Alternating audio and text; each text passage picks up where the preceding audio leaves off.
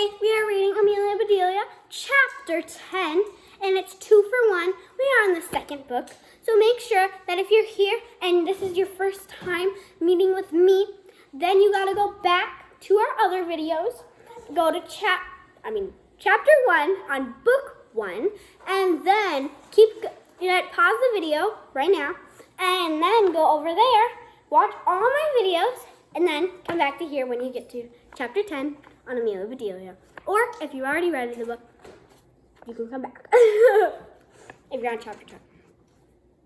2 for 1. Deanna and Eric arrived at Charlie's house in Eric's mobile dog grooming van. Painted on the side of the van was a sign that said, "Woof woof groomer." There was also a giant picture of a head of a happy barking dog with the words "woof woof" coming out of its mouth. Underneath the picture was Eric's business so if your parents can read that for you, I can't seem to figure that out. So slogan, I'm just gonna leave that like that. The groomer's dog asked by the name. Sorry guys. Deanna introduced Eric to Amelia Bedelia and Charlie. Then they led Puree, who was wrapped up in towels, through the back door of the van and hoisted him onto the grooming table. "Okie dokie," said Eric. "Let's see what we're up against." Charlie slowly peeled the towels off Puree. Eric let out a low whistle. He walked around Puree 4 times, and Eric shook his head. "Look at Charlie," and asked, "You did this?" Charlie nodded. "Man," said Eric, "what did you use?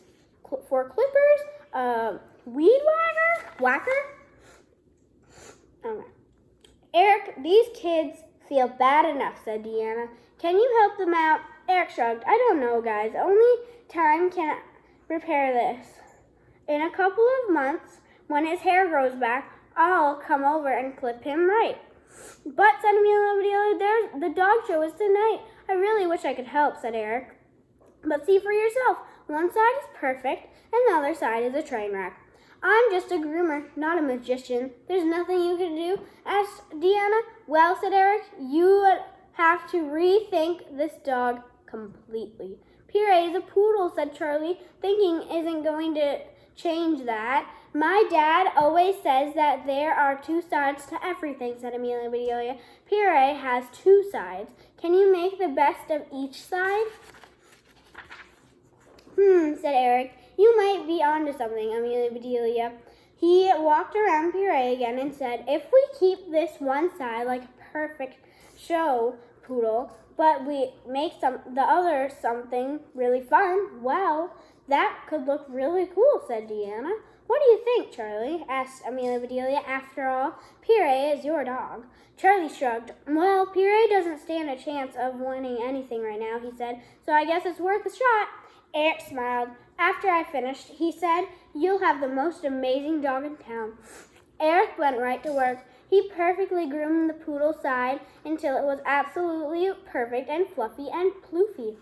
And then he began to trim the other side. He clipped and hummed and puffed and tweaked and twirled. Amelia Bedelia thought Eric looked like a famous artist creating a masterpiece.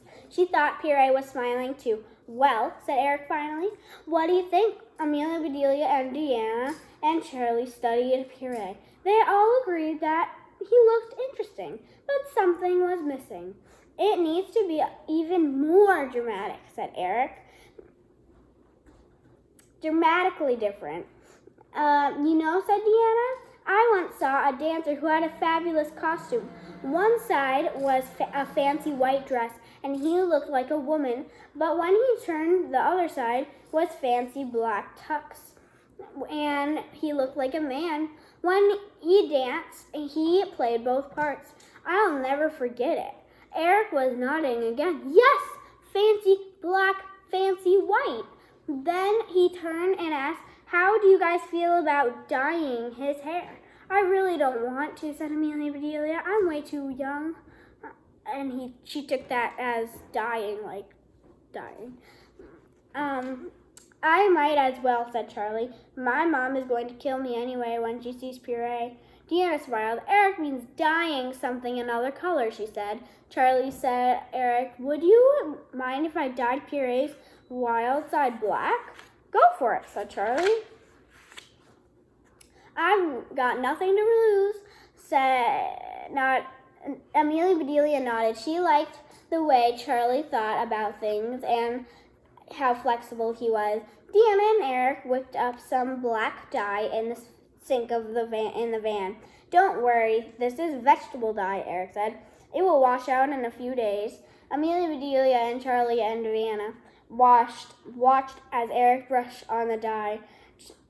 Puree stamped his feet once or twice, but otherwise he seemed to like the feel of the dye brush. When Eric stepped back from the table, they were all quiet. Wow, said Charlie finally. Puree looks amazing. Bravo, Eric, said Deanna as she gave him a hug. Puree looks fantastic. He sure does, said Amelia Bedelia. He's two dogs in one. Chapter 11, Bust into the Show. We will be doing 1 or 2 more chapters. I'm not really sure about another one, but we are definitely going to be doing Chapter 11. Before we start, I'm going to be showing you the pages until Chapter 11. So let's show you all the pages to Chapter 10, because I think I messed up a little bit, and it's okay because we're all human. Okay, we're going to go back, and here is the start. Okay. So get a picture of this. I'm going to hang in there for a minute.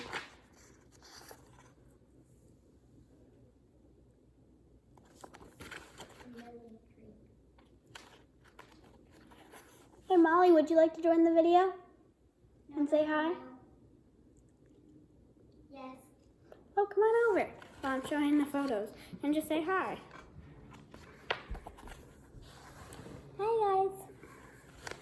We're going to be doing a dance-off either this week or next week. Not outside though, which is really sad. And then we're on Chapter 11. Don't get a picture of that. Okay, so say hi and then you're bye, okay? Bye. Bye. Bust into the show. Uh-oh, that doesn't sound like a very good name. There was a dog show every year in Amelia Bedelia's town, and at first it seemed as though this one was going to be like all the rest. Dog owners were whirling around backstage, combing, brushing, fussing, primping, and preening until their dogs were ready for their moment in the spotlight.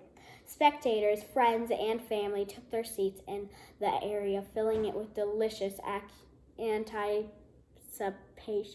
anticipation.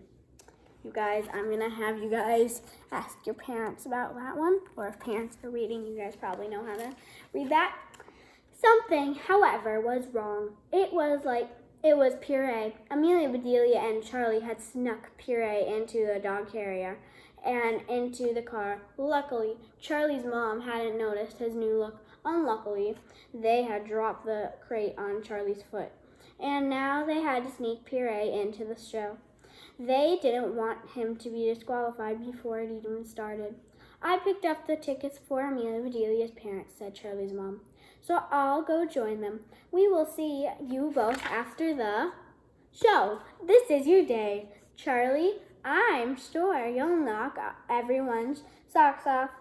Amelia Bedelia imagined the area filled with flying socks raining down on Puree and Charlie as the crowd cheered.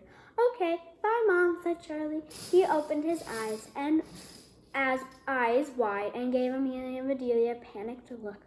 Normally, you don't have to sneak a prize-winning poodle into a dog show. How were they ever going to get Puree out of his crate, past all the other dogs and owners and handlers and judges, without anyone noticing that half of him was a fluffy white, purebred champion poodle, and the other half was a mascot for a motorcycle gang? Charlie kneeled down to open the door of the crate and winced as he leaned on his foot. I'm going to walk Pierre to his spot and hope no one is looking, he said to Amelia Bedelia. Is the coast clear? A puzzled look came over Amelia Bedelia's face. Is the coast clear? She repeated. How would I know what the weather is at the beach? All I know is that everyone seems to be watching us. This will never work, Charlie said. Plus, my foot is killing me. Hey, you two, a voice boomed. Charlie and Amelia Bedelia froze. Then they slowly turned. How are you guys? Asked Deanna. Whew, said Amelia Bedelia. Gave us a twin freakouts. I thought you were coming to arrest us. We came to wish you good luck, said Deanna. Do you need any help? Asked Eric. We sure do, said Charlie. He pointed at a spot across the room. We need to get Pierre way over there without anyone seeing him. Gotcha, said Eric. You want to get the dog out of the box without letting the cat out of the bag. That utterly confused Amelia Bedelia, but Charlie said exactly, so she figured must be all right. Okay, said Eric. One step at a time. Here we go. Come on, Pierre, said Charlie, limping as he led Pierre out of the crate. Deanna and Eric walked next to Pierre on one side, and Amelia Bedelia and Charlie walked next to Pierre on the other side. Fun! It's a Pierre sandwich, said Amelia Bedelia. Once they had finally crossed the crowded room, Charlie pointed to the spot reserved for them, and Pierre lay down with his perfect poodle side up. Amazing, said Eric with a laugh. If I don't know any better, I'd never guess that Pierre had a wild side. Pierre is the best, said Amelia Bedelia. Charlie asked Deanna, are you going to be a handler for Pierre? I usually am, said Charlie, but my foot still really hurts. I'm sure it will be okay in a minute, but would you be his handler? Well, said Deanna, how about Amelia Bedelia? Pierre knows and trusts her. Great, said Charlie. That sounds great. That sounds good to me, said Amelia Bedelia. That sounds crazy, said Amelia Bedelia, as she didn't notice the question. I've never shown a dog in my life. You'll be terrific, said Deanna. It's simple. Just do whatever the judges tell you and Pierre to do. Just then, the announcer called for Pierre's group. Charlie touched up Pierre's perfect poodle side with a brush. He touched up Pierre's wonderful wild side with a comb and some spit. Amelia Bedelia looked more nervous than Pierre. Would you like me to comb your hair too? Asked Charlie. Amelia Bedelia looked at the spitty comb. No, thank you, she said, giggling. We'll be cheering in the stands, said Eric. Good luck, Deanna said. Have fun. Before she knew what had happened, Amelia Bedelia was in the line with the other dog handlers. She realized that she knew most of them. Sherlock was there, so were the jogger and Jack Russell Terrier and the Maltese and her owner. Even Gladys was there cradling baby in her arms. Congratulations, Gladys, you finally got your dog. Not yet, said Amelia Bedelia. I'm here just helping a friend. Good luck, said Gladys as she put baby down. May the best dog win. Ladies and gentlemen, said the announcer, we proudly present our final group of the evening. Pierre looked up at Amelia Bedelia, and she looked down as he wagged his tail twice. Then the lights dimmed in the arena. The spotlight came on, and the curtain parted, and Amelia Bedelia and Pierre bounced out to face the judge. Chapter 12, Two Sides, Too Many. I will be doing the next chapter in a different video. See you guys later. Bye!